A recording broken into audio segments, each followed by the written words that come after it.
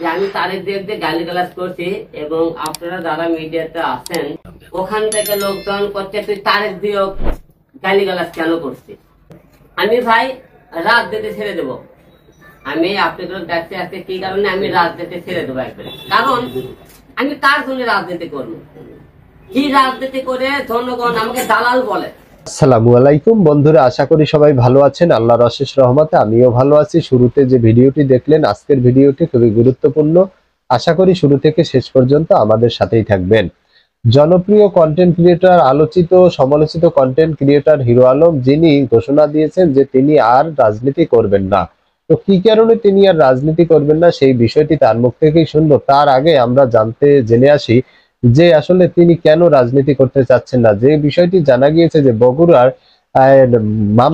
কোর্টে মামলা করতে গিয়েছিলেন হিরো আলম। তিনি আওয়ামী লীগের সাধারণ সম্পাদক ওবায়দুল কাদের এবং সাবেক প্রধান নির্বাচন কমিশনার কাজী হাবিবুল আউয়াল এবং বগুড়া 4 আসন কাহালু ও নন্দীগ্রামের সাবেক এমপি তানসিনের বিরুদ্ধে মামলা করতে যান এবং সেখানে কিছু মানুষ তাকে আক্রমণ করে বা তার উপরে হামলা চালায়। এরপরেই তিনি আসলে সাংবাদিকদের ডেকে জানান যে তিনি আর রাজনীতি করবেন না। তিনি কি কারণে রাজনীতি করবেন না সেই বিষয়টি চলুন তার মুখ থেকেই শুনে আসি।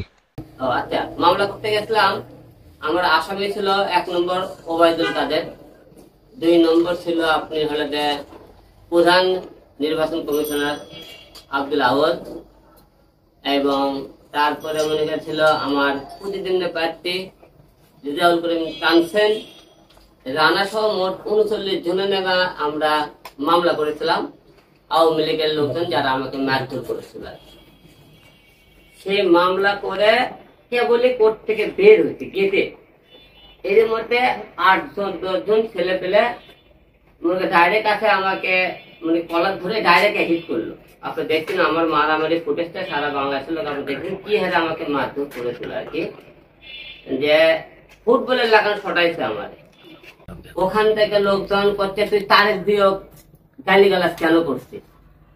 আমি তাদেরকে বললাম যে আমি তারেক জিয়াকে গালিগালাজ করছি এবং আপনারা যারা মিডিয়াতে আছেন অনলাইন তারা আসেন ফলো করবেন। আমি তারেক জিয়াকে কোনো গালিগালাজ করে থেকে ভিডিও ক্লিপ তো দেখাতে পারি না, অথবা বিএনপি কোন নেতা আমি গালিগালাজ করেছি।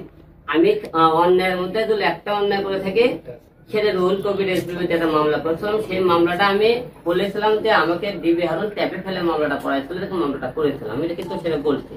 এছাড়া বিএনপির কোন একটা নেতা আমি অসম্মান করে কথা বলছি, আপনারা আমাকে ভিডিও ফুটেজে দেখাবেন।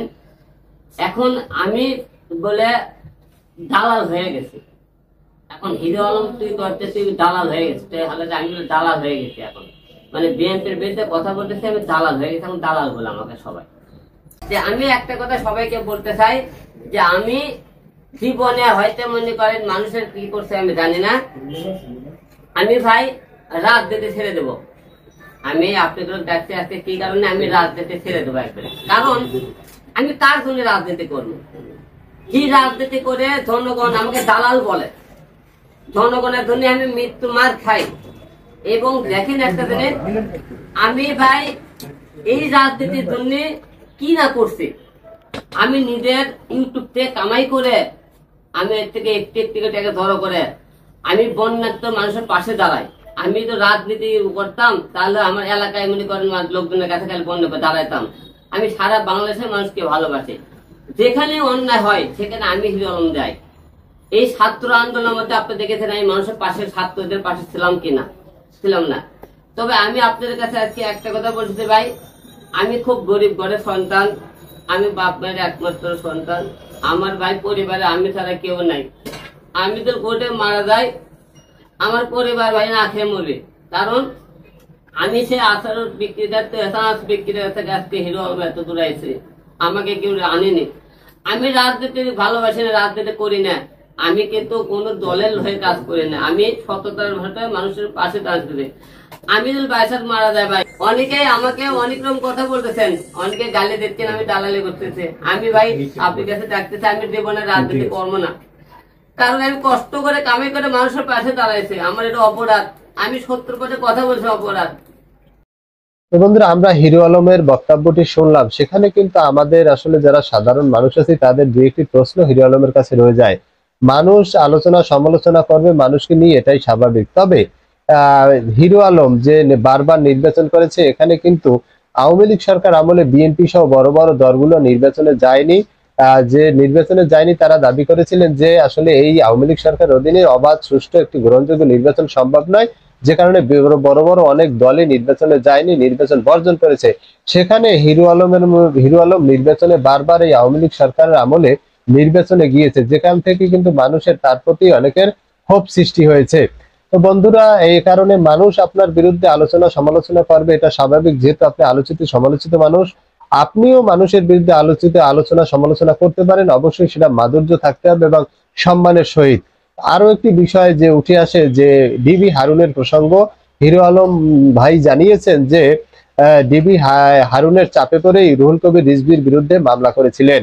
তো বন্ধুরা, আমরা বিভিন্ন সময় দেখেছি বা বিভিন্ন মানুষ বলে যে ডিবি হারুনকেও হিরো আলম ব্যবহার করেছে, কারণ ডিবি হারুনের কার্যালয়ে গিয়ে ভাত খেয়ে সেই ভিডিও কিন্তু হিরো আলম ছেড়েছে, যেটা আমরা বিগত দিনে দেখেছি। এছাড়াও বিভিন্ন কন্টেন্ট ক্রিয়েটররা হিরো আলমের বিপক্ষে কথা বললে বা কারোর সাথে কোনো কিছু হলেই তিনি এই ডিবি হারুনের কাছে যেতেন এবং তার ভিডিও ফুটেজ ছাড়তেন এবং সাহায্য নিতেও। তো আমাদের প্রশ্ন হচ্ছে, বা সাধারণ মানুষের প্রশ্ন হচ্ছে, যদি আপনি ডিবি হারুনের চাপে পড়েই আপনাকে মামলা করানো হয় এবং আপনি ডিবি হারুনকে পছন্দ না করেন, তাহলে আপনি কেন বারবার ডিবি হারুনের কাছে গিয়েছেন? এছাড়াও আমরা দেখেছি যে নির্বাচন চলাকালীন, নির্বাচন করার আগে তিনি ডিবি হারুনের কাছে গিয়েছেন দোয়া নিতে। এত পীর আউলিয়া থাকতে আপনি ডিবি হারুন যদি খারাপই হয়, তাহলে আপনি একজন ভালো মানুষ হয়ে কেন ডিবি হারুনের কাছে গিয়ে দোয়া নিয়েছেন বা দোয়া চেয়েছেন? এই বিষয়টি কিন্তু অনেকেরই প্রশ্ন রয়ে যায়। তো আপনি রাজনীতি যদি নাও করেন, চাইলে আপনি সাধারণ মানুষের উপকার করতে পারেন বা সাধারণ মানুষের কাজে আসতে পারেন। কারণ আমরা দেখেছি যে বিভিন্ন সময় অনেক মানুষ আছে যারা নির্বাচন না করেও, জননেতা না হয়েও সাধারণ মানুষের পাশে এসে থাকেন এবং সাধারণ মানুষকে সাহায্য সহযোগিতা করেন। অবশ্যই আপনি চাইলে সেটা সম্ভব। এমন না যে আপনার নির্বাচিত না হলে আপনি আসলে মানুষের উপকারে আসতে পারবেন না। মানুষের উপকারে আসতে হলে শুধু নির্বাচিত একজন প্রতিনিধি হতে হবে জনগণের, এমন নয়। তো বন্ধুরা, আপনারা আগামীতে হিরো আলমকে নির্বাচন করুক বা রাজনীতির মাঠে থাকুক এমনটা চান কিনা, নাকি হিরো আলম একজন কন্টেন্ট ক্রিয়েটর হিসেবে থাকুক এমনটা চান? অবশ্যই আপনি আপনার মূল্যবান মতামত কমেন্ট বক্সে কমেন্ট করে জানাবেন। দেখা হবে আগামী ভিডিওতে। সেই পর্যন্ত ভালো থাকবেন। আল্লাহ হাফেজ।